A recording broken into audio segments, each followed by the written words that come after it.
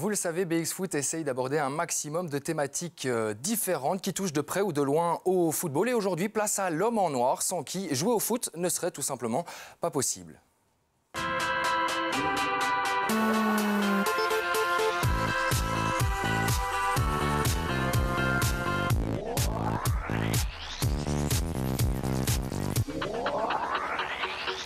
Et pour nous parler arbitrage, j'ai le plaisir d'accueillir dans notre studio Léon Lochet, président du bureau d'arbitrage ACFF Brabant, ainsi que Joël Verbonen, un arbitre expérimenté et toujours en activité en provincial actuellement. Merci beaucoup à tous les deux d'être dans notre studio aujourd'hui. Alors Léon, s'il fallait dresser un état des lieux de l'arbitrage à Bruxelles, est-ce qu'il serait positif ou plutôt négatif ?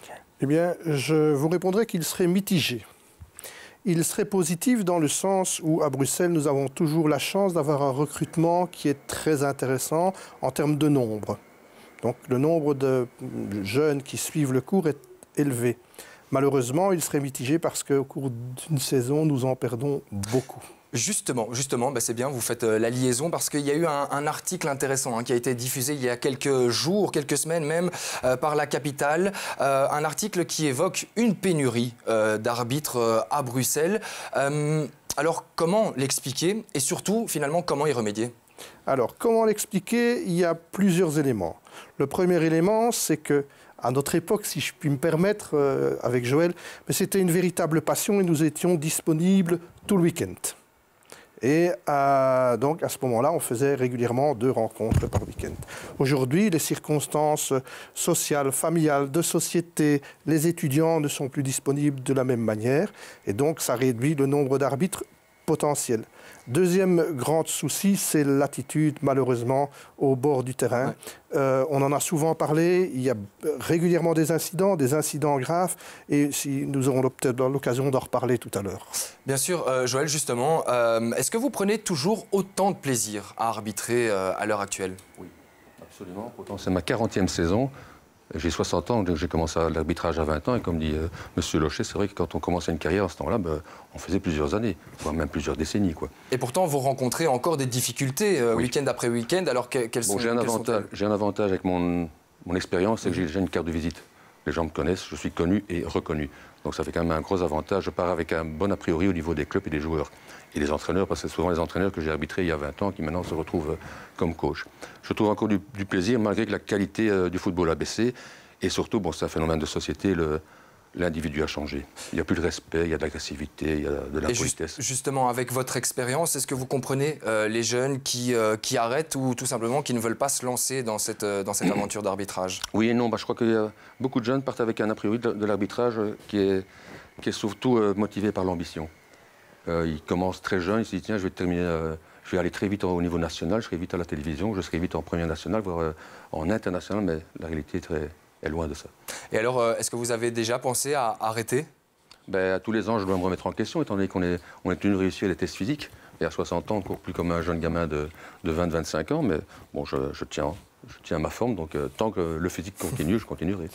Eh bien, notre journaliste Élodie Fourneau vous a suivi lors d'une rencontre de Coupe de Brabant entre le BX Bruxelles et le Crossing Schaerbeek. Je vous propose donc de regarder ce sujet immersif comme si vous étiez dans la peau de Joël Verbonen.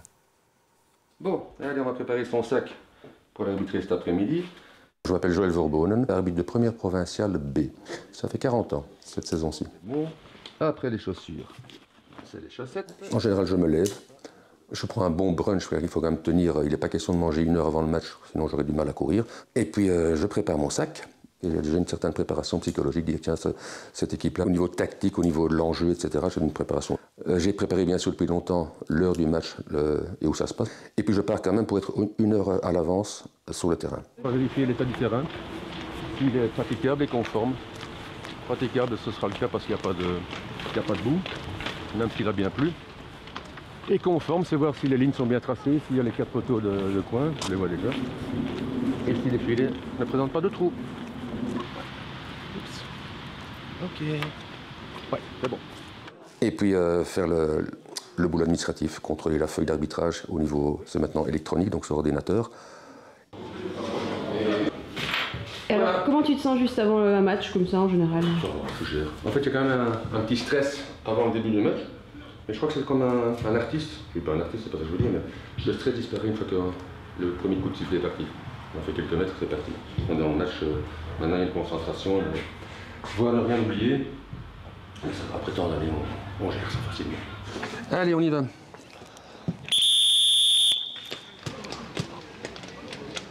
Armand. Numéro 15, oui. Bonjour monsieur. Parfait, parfait. Oui, merci. On avance un peu pour les autres. Et puis on est parti. Pour 2 fois 45 minutes de sport. Un tout petit mot les gars, vous me connaissez? Ici, blablabla, no way, du respect. Bon match les gars, merci. Le rythme, c'est, en ce qui me concerne, c'est 2 matchs par week-end. Un match le samedi à l'APSA, que beaucoup de gens connaissent, donc c'est une fédération de clubs amateurs, et un match le dimanche après-midi en provincial. Tous les ans, on est interrogé sur le règlement, on a des tests théoriques et des tests physiques qui sont quand même très difficiles.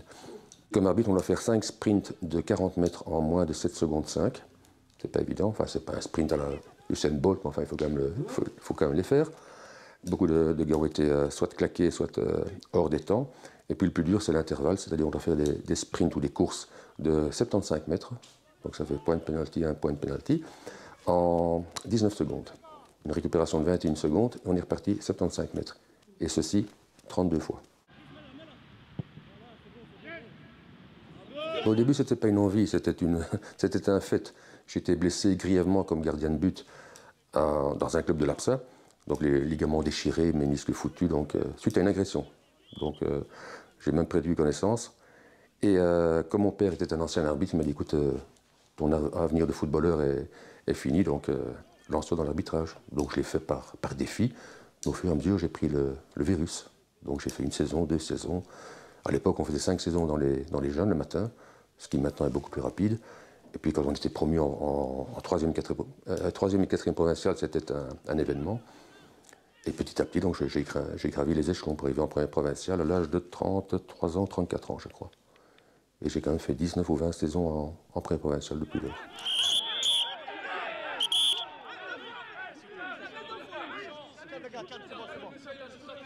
Laisse-moi tranquille, c'est bon.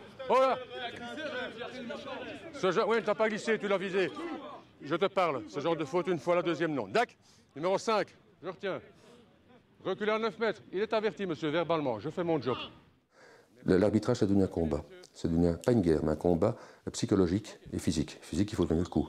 Je dois arbitrer les gamins de 25, 20, 30 ans qui sont en pleine condition. Et puis psychologique, parce que c'est un peu le gendarme et le voleur, le chat et la souris. Les joueurs sont filous, ils essayent de faire des fautes ou de simuler des fautes, et l'arbitre doit tirer son plan et être tout seul pour prendre sa décision, hein, sans VAR et compagnie. Parfois avec des assistants, ce qui peut aider, mais enfin c'est vraiment...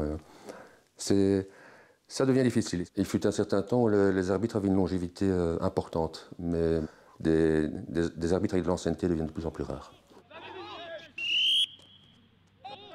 C'est pas un job, bon, c'est une petite indemnité d'arbitrage et de déplacement, mais c'est surtout c'est chouette, c'est très motivant. Et puis mon meilleur côté pour moi, c'est la reconnaissance. Quand on a fait un bon match, c'est pas toujours le cas, ça dépend des équipes qui gagnent ou qui perdent, c'est très subjectif. Quand on a fait un bon match, c'est quand même l'appréciation, les commentaires positifs des joueurs, des spectateurs. Et même ça m'arrive souvent de me promener en ville ou même à l'extérieur de Bruxelles. « Oh, c'est l'arbitre, il y a 2 semaines, vous étiez chez nous », mais avec un sourire. Donc c'est que l'arbitrage n'était pas si mauvais que ça. Donc il y a quand même un plaisir de ce côté-là. C'est bon. Joël, quand on voit ce sujet, on se dit que vous laissez plutôt place à la psychologie plutôt que de dégainer des cartons à tout va. C'est un mélange, hein. C'est pas aussi facile que ça. Il faut trouver le juste milieu. Le juste milieu entre la psychologie, entre la main de fer dans le gant de velours, quoi, pour copier cette expression. Avec certains joueurs, ça marche, mais il y a de plus en plus, ce qui m'énerve, c'est la mauvaise foi. Je vais donner un petit exemple. Il y a une vingtaine ou une trentaine d'années, un joueur faisait une faute méchante. On l'appelait pour une remontrance verbale. Le joueur s'excusait. Oui, sorry, référé, j'étais trop tard. La même phase avec une autre génération de joueurs. Ici, ça rentre plus dans un duel, c'est ça que... Non, une faute, le tacle. Non, mais je veux dire un duel verbal entre... Oui, voilà, c'est ça. Parce que c'est la confrontation du joueur vis-à-vis de moi. Je l'appelle pour lui faire une remontrance verbale sans carte, mais sa mauvaise foi lui amène à dire « mais je ne l'ai même pas touché ». Donc, c'est tous des petits anges. Au lieu de dire « sorry, référé, c'est fait ». on passe l'éponge. Léon, si Joël essaye de faire la part des choses et d'essayer de trouver le juste milieu, ça n'est pas le cas de tout le monde. En tout cas, la preuve a été donnée le week-end dernier avec le derby liégeois entre Serein et Liège, où l'arbitre de la rencontre a sorti 15 cartons jaunes, une rouge, ce qui a amené à 5 exclusions. Alors, attention, si j'ai décidé de diffuser cet article de la Meuse, c'est pas pour jeter la pierre à l'arbitre, pas du tout, mais c'est parce que, peut-être pour relever un petit problème, parce qu'il y a 2 semaines, ici même dans BX Foot, on avait reçu 2 entraîneurs, U19 Farid Benfredj et Christophe Mikils, qui comparaient les formations des entraîneurs à celle des arbitres et qui disait que c'était beaucoup plus difficile de devenir entraîneur, des longues formations d'1 an avant d'obtenir un diplôme, plutôt que d'arbitre ou apparemment, selon leur terme, et c'est pour ça que j'ai envie de connaître votre avis, eh bien en 1 ou 2 jours, on peut commencer déjà à arbitrer à un certain niveau. Alors, le principe de formation des arbitres est tout à fait différent de celui des entraîneurs. Il faut savoir qu'effectivement, c'est sur 2 jours et on commence à arbitrer des rencontres de U14, U15. Et donc, vous n'avez pas peur qu'il y ait un manque aussi un petit peu de formation et de trop vite les lancer dans... Mais je vais vous répondre tout simplement. Déjà, avec 2 jours de formation, le nombre de candidats annuel est une quarantaine. Ouais, c'est ça. Si nous devons faire des formations plus longues, eh bien, il y aura une dizaine. Alors que, comme je l'ai dit dans la capitale, la pénurie, elle est déjà bien présente. Tout simplement, il faut faire confiance aux arbitres et il faut leur donner l'occasion d'apprendre. Quand on arbitre en U15, les joueurs, bien souvent, ont commencé leur carrière à 7-8 ans. Ils ont déjà 6-7 ans de football devant eux. Les arbitres, ils arrivent là pour la première fois sur un terrain. Et là, le vrai problème, c'est le manque de respect des entraîneurs de jeunes. Donc je ne parle même pas des U19, je parle des catégories en dessous par rapport aux jeunes arbitres débutants. Et justement, comment donner cette envie alors à des nouveaux arbitres pour essayer de les fédérer et de les amener à ce genre de formation et d'avoir un plus grand contingent? Peut-être que... Allez-y, Joël, si vous avez la solution. C'est peut-être pas la solution, mais c'est peut-être une des solutions. Une piste. J'entends souvent des clubs qui disent le joueur a été sanctionné, il a reçu une carte jaune, une carte rouge. La semaine prochaine, il va devoir arbitrer un match. Donc l'arbitrage, c'est une punition. Je trouve que l'arbitrage devrait faire partie d'un cursus d'un joueur. C'est-à-dire, on commence à jouer à 14 ans, 16 ans, eh bien, pas obligé, c'est pas une obligation, mais guider les joueurs pour faire une catégorie inférieure. Mais moi, je vais rebondir. Léon, il y a aussi des choses qui sont mises en place. Et c'est peut-être le côté positif, on peut peut-être en parler, parce que si vous êtes là aujourd'hui, c'est aussi pour aborder justement ce projet de référé ambassadeur. Tout à fait, mais je vais d'abord répondre par rapport à ce que Joël disait. Si vous prenez un autre sport, le hockey, quand les joueurs veulent officier en tant que joueurs à un certain niveau, ils ont l'obligation d'avoir suivi le cours d'arbitrage. C'est aussi une piste. Donc chez nous, ce n'est pas le cas, mais ça change la donne. Et maintenant, pour parler du référé ambassadeur, effectivement, on a parlé du besoin de formation, d'accompagnement des arbitres. Il y a un club qui le fait très bien ici à Boisfort, qui ont une réserve d'une trentaine de jeunes de chez eux, qui officient les matchs à 5 contre 5, 8 contre 8. C'est un vrai projet d'initiation où il n'y a pas de classement, de résultats. C'est un apprentissage sur le terrain. Malheureusement, ce projet ne fait que débuter. J'espère qu'on aura l'occasion d'en reparler dans ce même studio au printemps.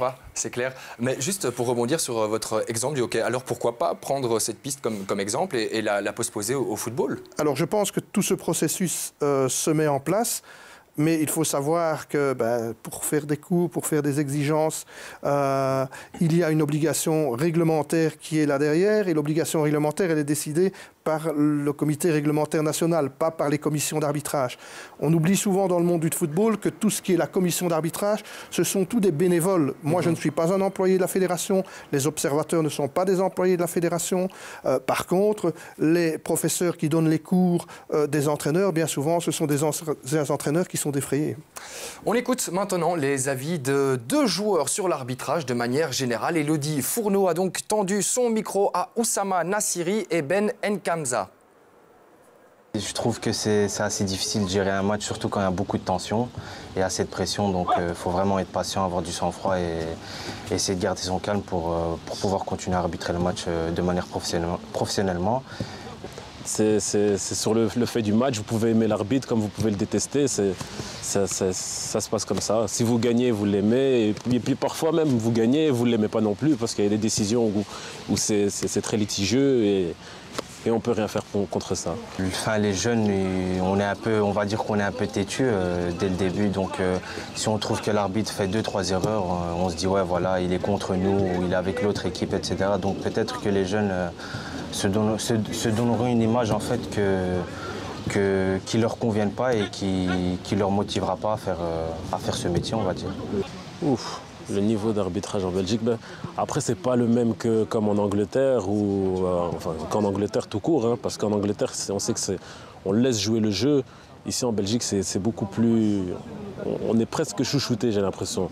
Donc à la moindre faute, à la moindre toucher, l'arbitre il s'enflamme, il siffle. Donc moi l'arbitrage en Belgique, je le trouve un peu trop sévère, on va dire. Ouais. Enfin, un arbitre, pour moi, c'est pas quelqu'un qui aime le football. Personnellement, je crois pas que c'est quelqu'un qui aime le football. C'est quelqu'un qui, voilà, bon, il est là, il gagne son pain avec ça. Mais entraîneur, c'est vraiment que là, tu aimes le football. Mais arbitre, non, je pourrais pas. Oui, bien sûr, pourquoi pas. Je considère ça comme un métier. Il faut être assez professionnel, il faut avoir du sang-froid, cette patience. Donc je considère ça vraiment comme un métier. Joël, qu'est-ce que ça vous fait d'entendre un arbitre, c'est quelqu'un qui n'aime pas le football? Mais au contraire, je crois que... Vous savez, le gros problème de l'arbitrage est face aux joueurs, c'est qu'on ne se comprend pas. Mais la différence, l'avantage qu'a un arbitre, c'est que tous les arbitres sont des anciens joueurs. J'ai joué quand même pas mal de temps, j'ai encore joué il y a 3 ans comme gardien de but, malgré ma blessure. Je sais ce que c'est qu'avoir mal, je sais ce que c'est qu'une faute volontaire, méchante ou non. Par contre, les joueurs ne savent pas ce que c'est que la problématique. Finalement, ce qui réunit joueurs et arbitres, c'est aussi finalement la passion du ballon rond. Oui, c'est ce qui réunit tout le monde. C'est quand même ce qu'il faut si on rentrer. est sur le terrain, c'est parce qu'on aime ça. Il faut bien que ça rentre dans les têtes des joueurs, mais aussi des arbitres. Léon, il y a quelques jours, nous avons reçu un mail d'un jeune qui aimerait se lancer justement dans cette aventure d'arbitrage. Alors, qu'est-ce qu'il doit faire pour se lancer? C'est très simple. Il suffit d'aller sur le site, parce qu'ici on parle des arbitres francophones, www.acff.be, rubrique arbitrage, et de cliquer sur Deviens arbitre. Il y a un petit questionnaire, il rentre directement dans la base de données, et dès qu'il y a un cours qui est donné, il en est averti. Il y a une nouvelle procédure, on va tenter de faire le e-learning dans les prochains mois. Ça veut dire qu'ils pourront suivre le cours à domicile et puis ensuite passer un examen. Eh bien voilà, l'appel est lancé, le roi Audi. Tu sais ce qu'il te reste à faire pour terminer. Léon, est-ce que selon vous, l'arbitrage en Belgique a un bel avenir devant lui? L'arbitrage en Belgique doit relever un défi. Il a eu de belles périodes. Aujourd'hui, il est un peu dans le creux. Et donc, il faut maintenant faire confiance aux jeunes arbitres qui doivent se former, qu'il leur faut du temps pour le faire. Malheureusement, la société donne de moins en moins de temps et respecte de moins en moins la formation des gens. Place maintenant au classement cumulé de l'Iris League. Vous connaissez hein, le principe désormais. On rassemble tous les résultats des équipes de jeunes allant des U14 au U19 pour en faire un classement global. Et le voici qui vous est proposé par notre réalisation. Merci. Avec le RWDM, solide leader qui compte 24 points d'avance sur le RSD Jet. La 3e place du podium est quant à elle provisoirement occupée par le Brussels City. Et puis, comme à chaque fois, on va aussi clôturer notre émission avec l'une de vos vidéos prises en bord terrain. Et aujourd'hui, on a décidé de mettre à l'honneur le but d'Adam Makoul, joueur des U15 du Sporting Bruxelles. Bravo à lui, je vous laisse savourer. En attendant, en même temps, quand on regarde ce but-là, eh bien, n'hésitez pas, je vous rappelle que vous pouvez nous envoyer vos buts, vos ambiances dans les vestiaires. On se fera un plaisir de les diffuser dans notre émission de BX Foot. Encore bravo donc à Adam Makoul pour ce très beau but. Merci messieurs d'être venus aujourd'hui nous parler d'arbitrage. Ce fut un plaisir, j'espère que pour vous aussi. Oui, merci à vous. Merci aussi à vous de nous avoir suivis sur BX1. La semaine prochaine, vous retrouverez Ilias Mekiat aux commandes de l'émission. D'ici là, portez-vous bien. Ciao.